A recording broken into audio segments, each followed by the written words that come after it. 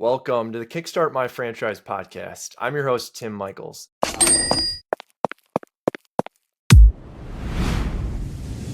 On today's episode, we're going to dive into the mobile restroom space with Angela Spencer, founder of a high-end restroom trailer rental company called Roamin Restrooms. Thanks for joining us today, Angela. Thank you for having me. So tell us a little bit about your background. What led you to this point in your life where you decided to start Roamin Restrooms? I will tell you my original why was I was working in corporate America at a law firm in downtown Austin, and my commute just kept getting longer and longer as people kept moving to the city, and my kids were starting to start kinder, and we lived in the suburbs. And my original why was I just wanted to pick up my kids from school. And so as my commute got longer, I decided to use that commute for something positive. And so I started listening to audiobooks, started listening to podcasts, and I used that time to really turn my commute into a classroom. And the first book I read was Rich Dad Poor Dad, my Robert Kiyosaki. And it just rewired my brain. And at the time I was working with startups already and understood, what that entailed. And it wasn't too soon after that I left corporate America and I started my own franchise and bought into a franchise. Worked with a business broker and chose the right franchise. And after that, I was able to pick up my kids from school. I mean, it was a hustle and a grind, but I successfully worked myself out of the day-to-day of that business and started looking around to see what else I could start. And what I realized is there was a gap in the portable restroom industry. People are settling for porta-potties when you've got these nice air-conditioned trailers that are available. And just kind of came up with the idea and shot it past my business partner, and we decided, hey, this is a pretty cool deal. Let's get started. That's fantastic. So you have a pretty extensive experience within the franchising space. How do you think that sort of colors or has impacted how you've set up Roamin Restrooms?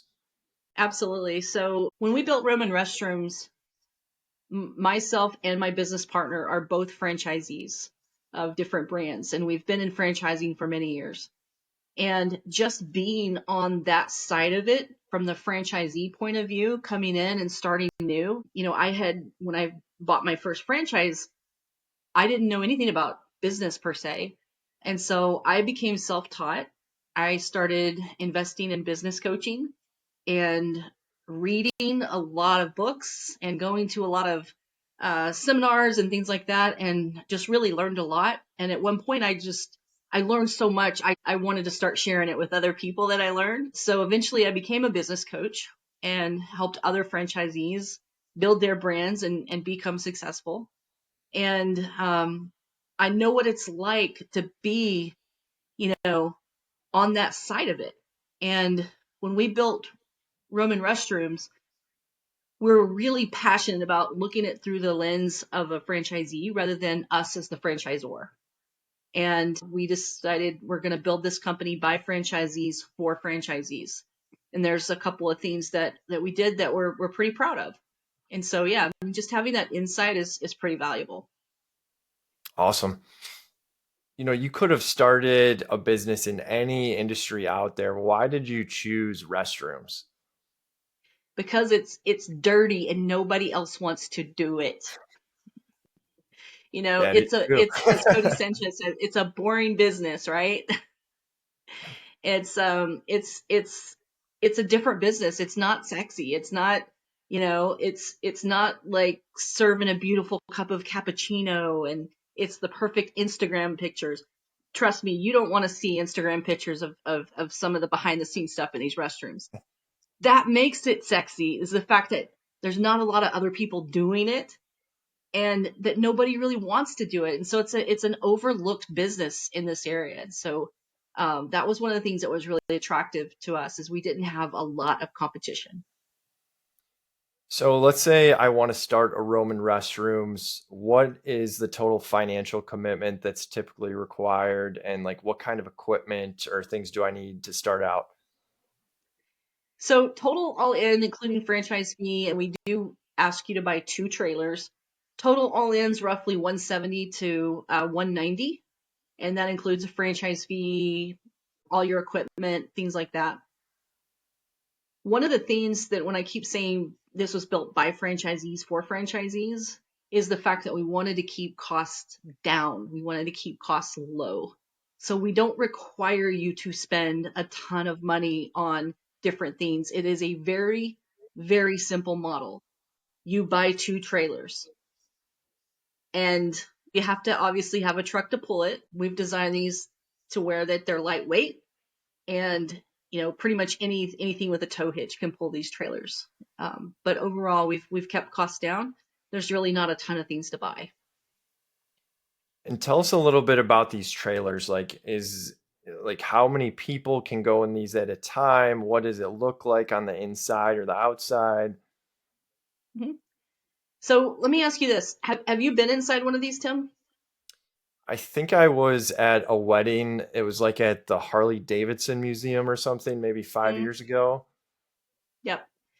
So these are just picture like just a trailer that is it's like a big box, okay? And the ones that we get are not the ones where you walk in and there's a whole slew of restrooms because that requires a completely different license to pull these trailers. So we wanted to keep it really simple. And so we have all kinds of different trailer options. We work with a manufacturer who is here in the USA. All of our trailers are made in the USA and they're kept small. So you can do anywhere from a 2 stall all the way up to a 4 stall trailer.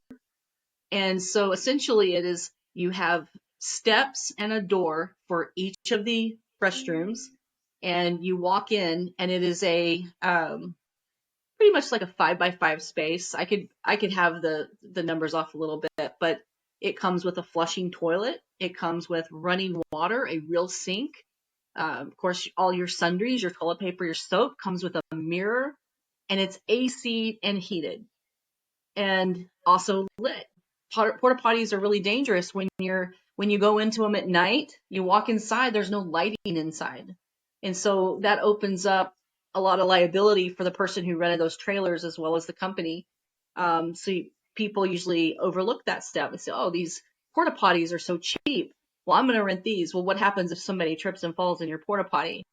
And you get sued. So these trailers are very well lit on the inside and out. They also come with Starlink. So they come with Wi-Fi capability as an upcharge and an upgrade.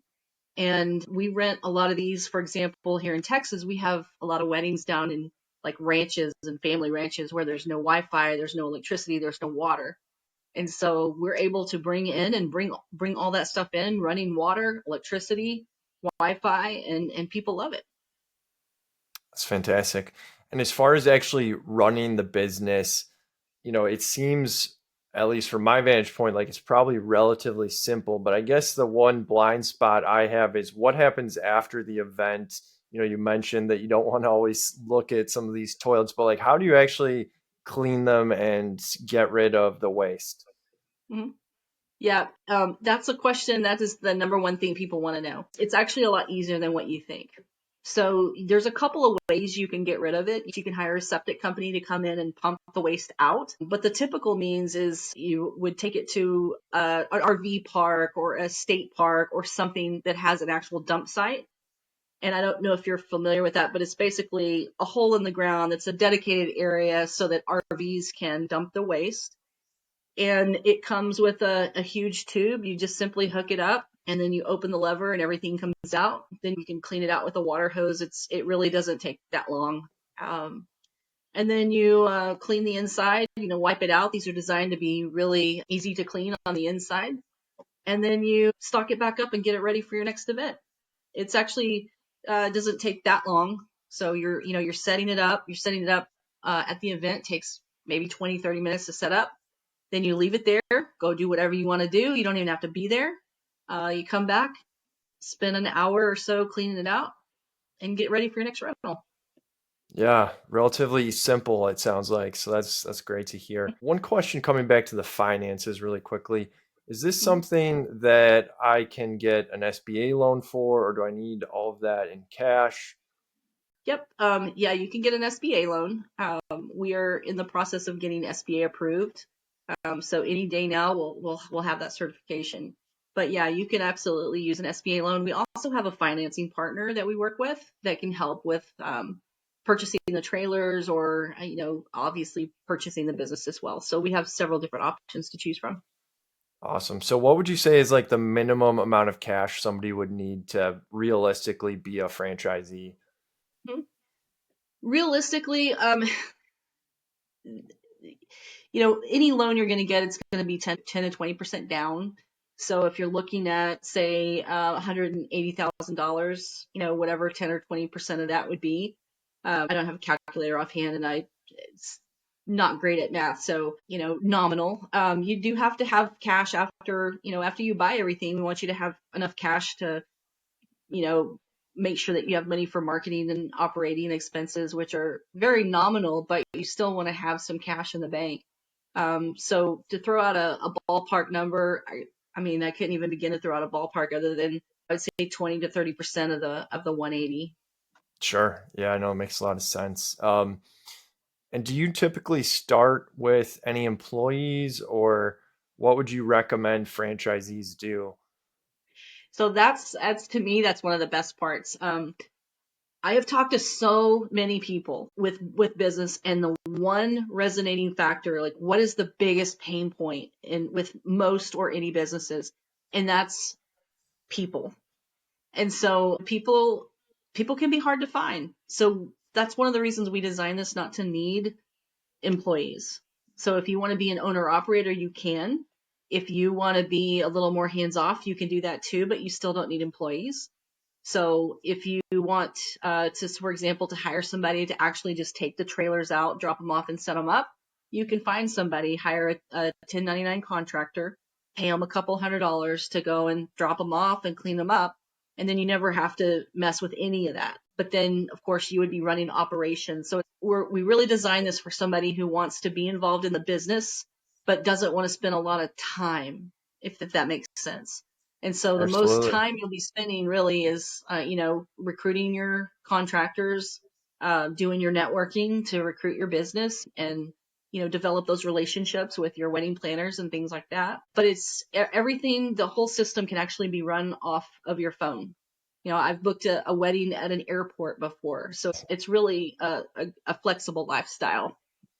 That's fantastic. So let's say I am a corporate employee. I dream of sort of breaking away, but I don't want to make that full jump and, just jump right in. Is this something that somebody could start on the side and gradually sort of build up until they're comfortable leaving, or do Mhm. I need to leave like right away? No, absolutely. You could still keep your full-time job. Most of the weekends are going to be, or most of the rentals are going to be on the weekends.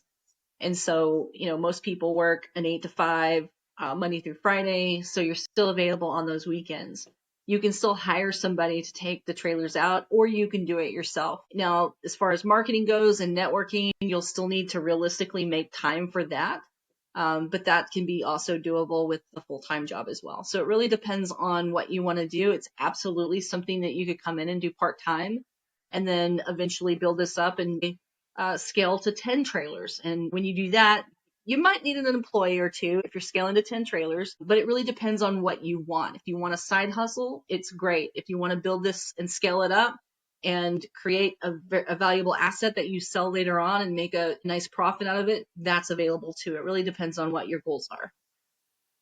Got it. And as far as the lead channels are concerned, say I bought these trailers, now I need to get some business. Like you mentioned a few of them, but what are the main things that people should do then at that point? Mhm.